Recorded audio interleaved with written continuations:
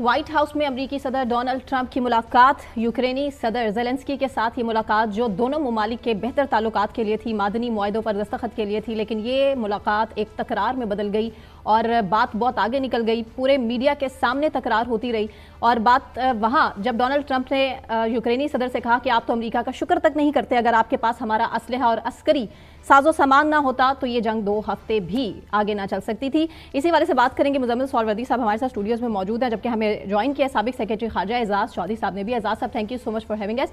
मुजम्मिल साहब, over to you. Ejaz Chaudhary साहब, आपने सारी उम्र चूंकि डिप्लोमेसी की है, सफारतकारी की है, ये जो आज ओवल ऑफिस में हुआ है ट्रंप और यूक्रेनियन सदर ज़ेलेंस्की के दरमियान, आपने कभी देखा है हेड्स ऑफ द स्टेट्स को ऐसे लड़ते? मेरे ख्याल में आज तक तो मैंने नहीं देखा, ना ऐसा होता है। हाँ, पसे पर्दा बड़ी तल्ख मुलाकातें भी देखी हैं, लेकिन पूरे कैमरास के सामने इस तरीका की तकरार जो है वो बहुत कम देखी है। और आयरनी ये है कि ये वहाँ पीछे एग्री करके आए कि सिक्योरिटी फॉर मिनरल्स या मिनरल्स फॉर सिक्योरिटी का एग्रीमेंट भी तकरीबन तैयार था, और सिर्फ इस बात पे ना इत्तफाकी थी कि ज़ेलेंस्की साहब कह रहे थे आप सिक्योरिटी एश्योरेंसेस दें, यानी उस तरह की जिस तरह की नेटो देती है कि नेटो के ट्रुप्स जा सकते हैं तो आपके भी ट्रुप्स आए। और इनका नुक्ता नज़र ये था कि आप जब हमारे वहाँ पे इकोनॉमिक स्टेक्स बन जाएंगे तो रशिया से खुद ब खुद आपको एक डिटेरेंस हो जाएगी। लेकिन इसी बात को वो मेरे ख्याल में वहाँ हैंडल नहीं हो सका।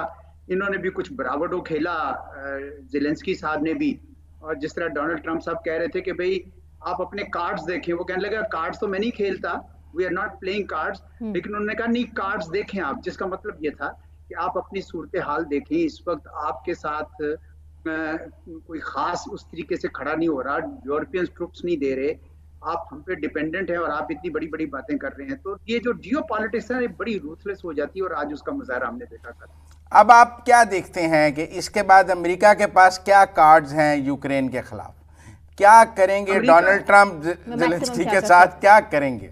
मैक्सिमम रिजीम चेंज करेंगे जी। ये अमेरिका का पुराना वतीरा रहा है कि जब कोई मुमलकत या कोई हुकूमत कोई उनका साथ नहीं देती है तो वो उस तरफ जाएंगे। और ज़ेलेंस्की साहब के पास एक ही सहारा है कि यूरोपियंस उनके साथ खड़े हैं, लेकिन यूरोपियंस इस हद तक खड़े हैं कि सिर्फ पीस कीपिंग के लिए भी ट्रुप्स देने को तैयार। तो इस वजह से उन्होंने तो अपना डिफेंस भी नहीं तैयार किया हुआ यूरोप ने, वो तो अब सोच रहे हैं कि हम डिफेंस तैयार करें। तो मुझे ये लगता है कि ज़ेलेंस्की साहब के दिन जरा थोड़े हैं, क्योंकि उनके लिए मुश्किलात बहुत हैं और कोई उनका उस तरीके से साथ दे नहीं रहा। और ये ब्रावडो जो है ना, वो ताली तो बच जाती है, लेकिन मेरे ख्याल में उस तरीके से काम नहीं आता है जब तक आपके पास पत्ते पूरे ना हो आपके हाथ। पर पूरे यूरोप के सरबराह ने मुमलिकत उनकी हिमायत में ट्वीट कर रहे हैं, ज़ेलेंस्की की हिमायत में। मैंने देखा है पूरे यूरोप ने स्टैंड विद यूक्रेन के ट्वीट किए हैं। बिल्कुल सही कह रहे हैं आप, लेकिन क्या वो तैयार होंगे उस खला को पुर करने के लिए जो अमेरिका की इमदाद हटने से हो जाएगा? देखे ना, वो डोनाल्ड ट्रंप तो खैर वो फिगर्स कुछ और देते हैं कि $350 बिलियन उन्होंने खर्च किए और यूरोपियंस ने कम किए, लेकिन चलें वो फिगर्स को थोड़ा रैशनलाइज भी कर लें तो भी अमेरिका लायंस शेयर दे रहा था जंग लड़ने के लिए। तो ज़ेलेंस्की साहब का 1/3 हिस्सा मुल्क का कब्जे में है रूस के, और अमेरिका और रूस आपस में मिल गए हैं, तो उनके लिए गरीब के पांव तरह से कारपेट जो है ना वो बिल्कुल खींच लिया गया है। तो उसके लिए मुश्किलात बहुत हैं। मेरे ख्याल में उनको उस वक्त थोड़ा सब्र का मुजाहरा करना चाहिए था।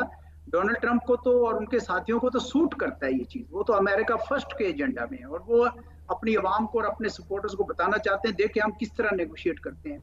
लेकिन ज़ेलेंस्की साहब जो है वो इस पोजीशन में नहीं थी, अगरचा सारे इस बात की दाद दे रहे हैं कि उन्होंने ही हेल्ड हिज ग्राउंड और वो बड़े जोर से बोले, लेकिन उनको अपने मुल्क का भी देखना है। उनका मुल्क तबाह हो चुका है, उनकी कई मिलियंस उनके हमवतन जो है दूसरे मुल्कों में पनाह गजीन हैं, तो उनके लिए जरा मुश्किल वक्त आ गया है। Let's see how. लेकिन एक बात ये भी है कि जो डील उन्होंने अमेरिका को करनी है $550 बिलियन की, उससे बेहतर डील वो पुतिन से डायरेक्ट बैठ के कर सकते हैं।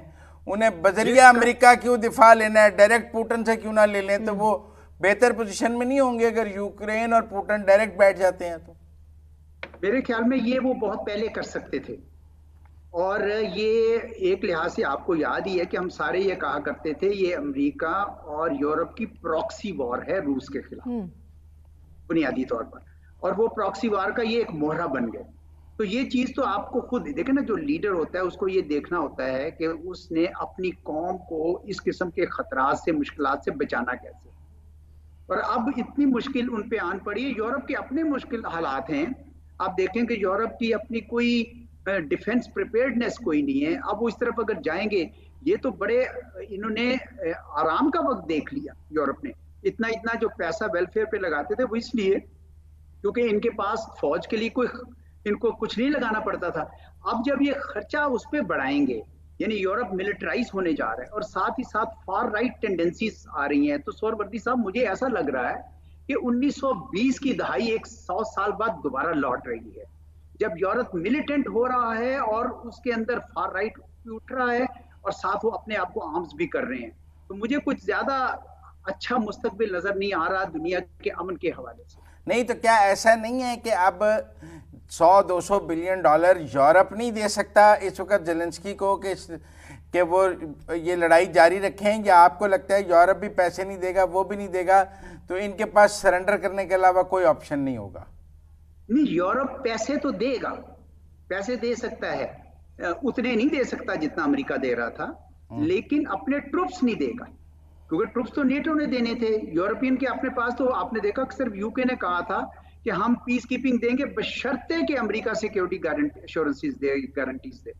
तो इस वजह से मैं नहीं समझता कि यूरोप के ऊपर टोटली रिलाई करके उनको कोई ज़ेलेंस्की के पास कोई बहुत बड़ी ऑप्शंस हैं। He could have negotiated with Putin much earlier, लेकिन अब तो आपको पता है कि उनकी टेरिटरी के ऊपर भी अब लगता नहीं है कि वो टेरिटरीज को वापस आ सकेगी। तो उनके लिए मुश्किल हालात हो गए हैं बहुत ज्यादा। ये अच्छा नहीं है, असूली लिहाज से वो उनका मौका दुरुस्त था, लेकिन वो मोहरा बन गए उस प्रॉक्सी वॉर का। और आपको पता है जो भी मोहरा बनता है, हमने खुद देखा है प्रॉक्सी वॉर का, तो पाकिस्तान ने अफगान जहाद में एक किस्म का मोहरा बन गया between Soviet union and US, और आपने देखा कि वो तो सारे चले गए और उसके सारे जो मुज़मरात थे वो हमें झेलने पड़े। तो ये लीडरान को ये सोचना पड़ता है इस बात का कि भाई हम क्या इस बिग गेम में कहीं बीच में तो नहीं फंस जाएंगे।